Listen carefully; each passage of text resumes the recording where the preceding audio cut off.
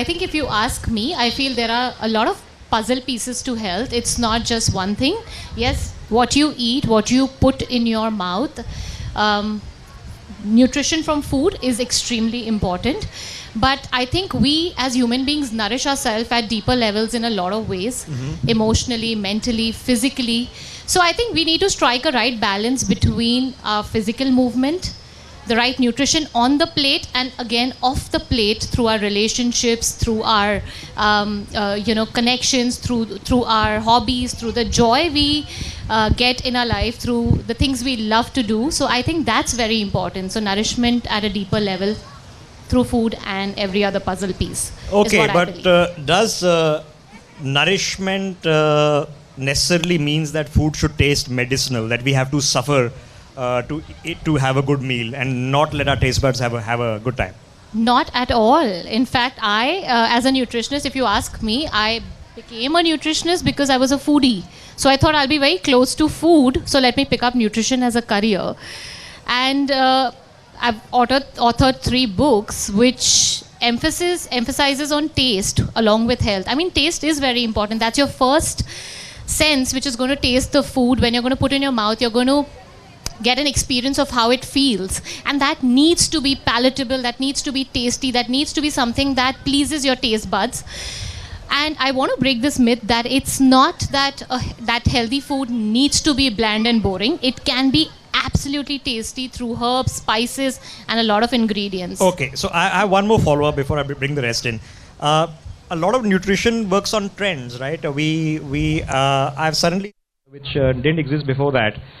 There's a new trend that we are trying to start, which is on millets. I'm told that's healthy food. Are millets actually healthy for us? Bajra, is it healthy for us? Yeah, it's new right now, but our grandparents did eat that. I mean, it's just after the Green Revolution that we focused a lot on wheat, but I think millets have been a part of India for a very long time, and we used to eat seasonally, as in our ancestors used to eat seasonally, and when there was different seasons, we would eat different grains, so bajra in winters, and other millets in other seasons. But I think with time and with urbanization and just so much of food processing that happened, wheat became the mainstay.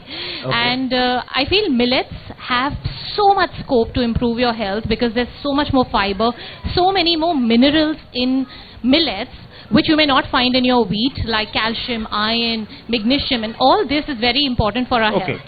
All right, so let me get Rachna ji into this conversation. Rachna ji, I'll talk about food as a form of therapy as well. But before that, let me ask you a basic question. All of us, of course, have our 2-3 meals a day. Are we generally doing okay when we are having our normal breakfast on the go and grabbing a burger for lunch and having a dinner out?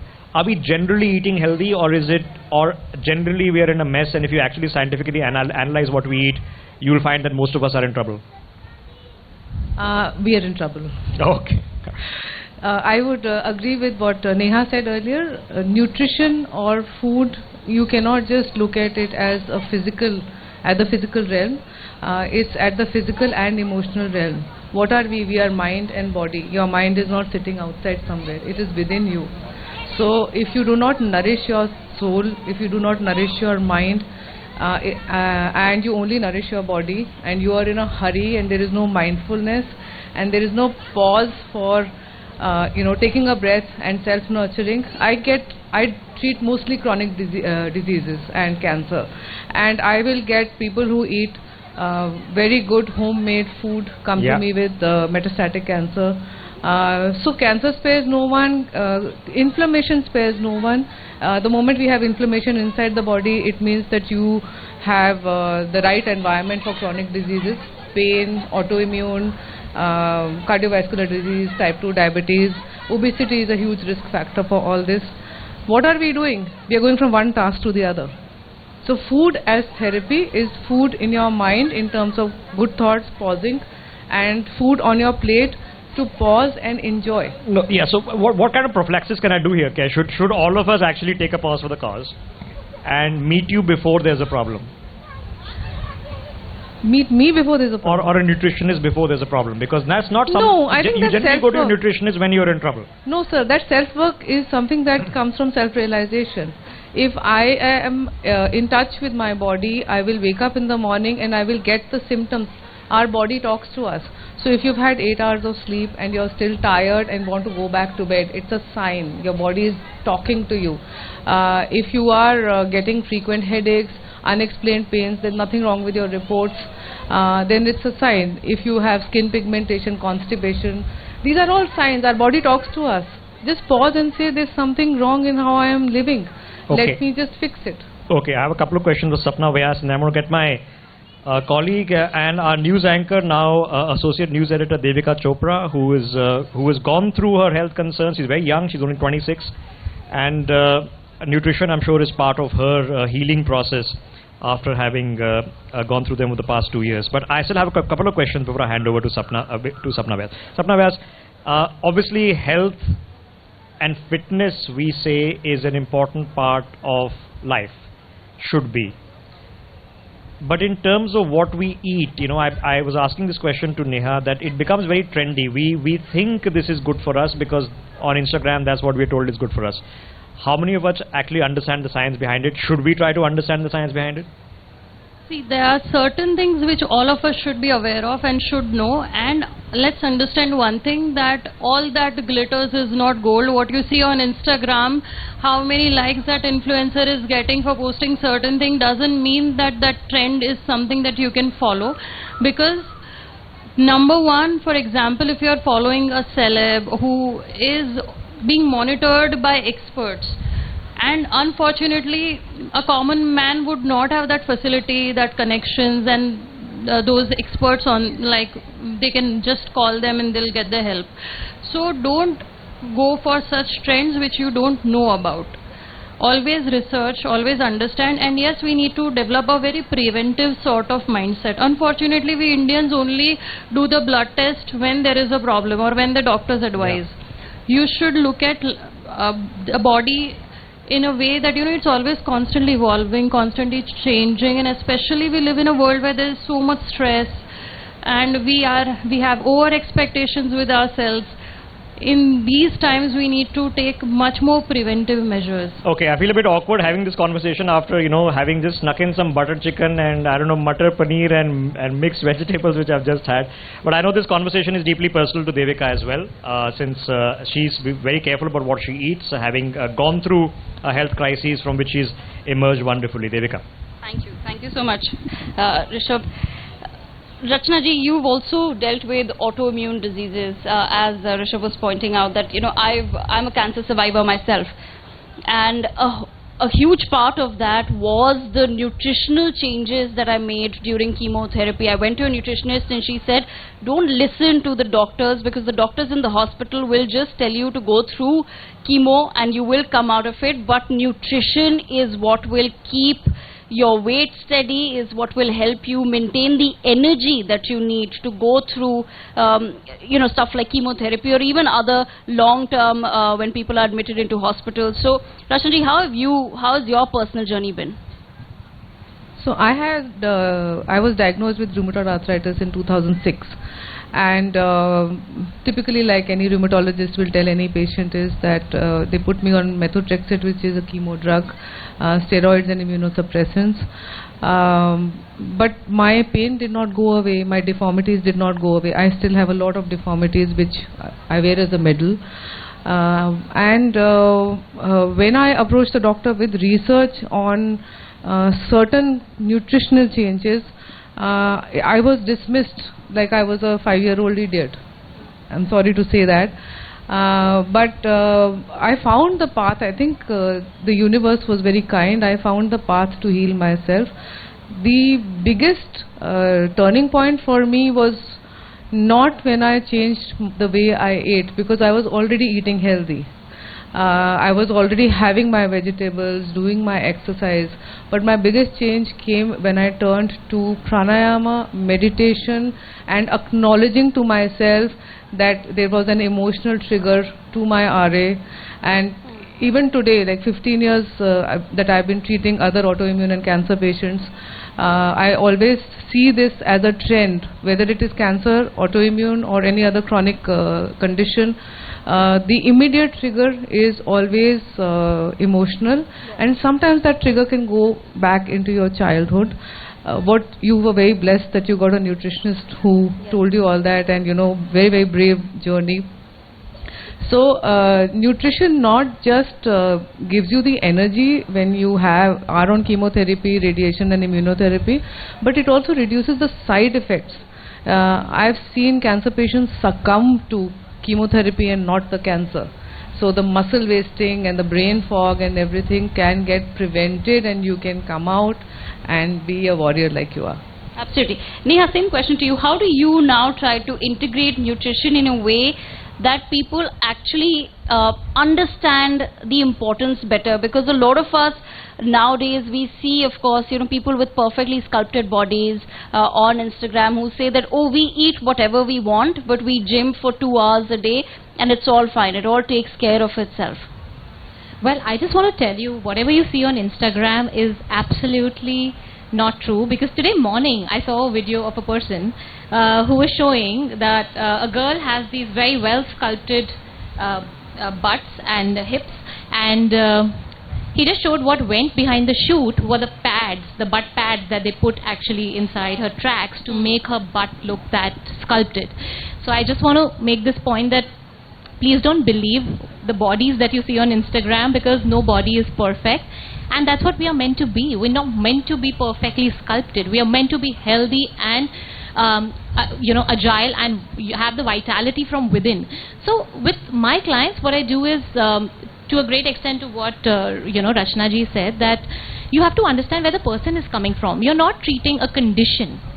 You're treating the person, and not actually what disease does the person have, but actually who is the person who has this disease. Right. So you need to see that person is coming from a background where they have a lot of emotional turmoil, or have had some sort of massive traumas in their life, and from there you work towards a lot of mental, emotional counseling and healing, and fit in a lot of puzzle pieces, like I said, of health for them to feel better.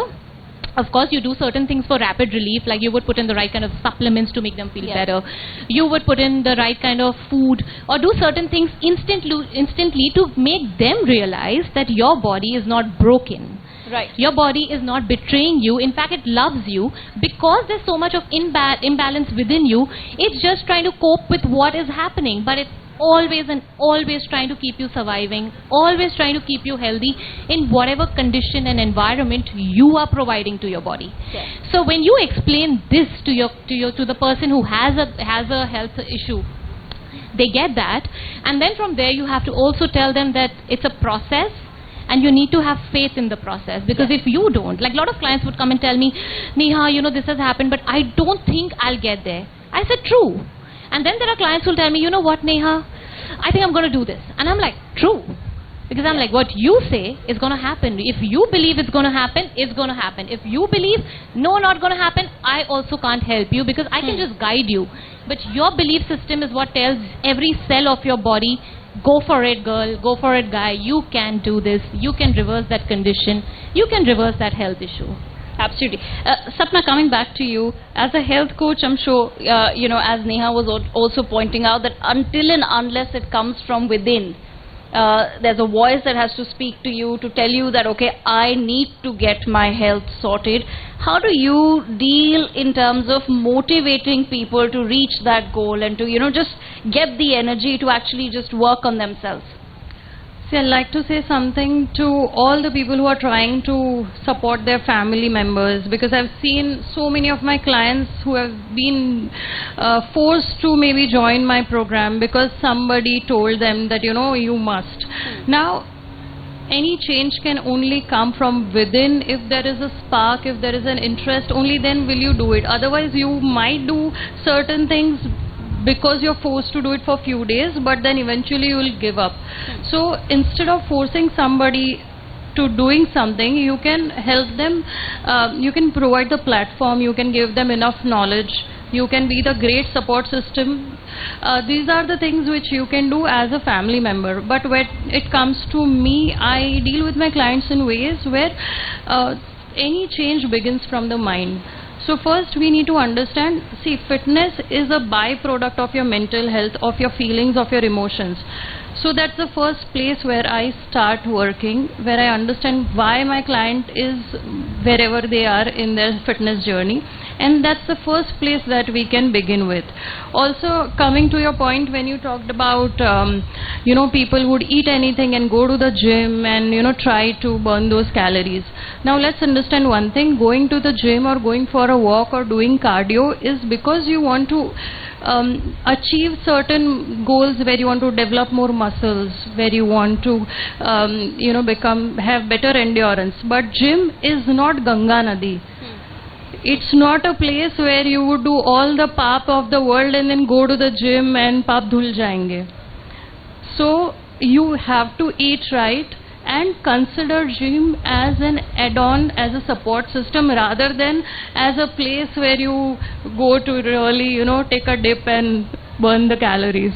Okay, yes.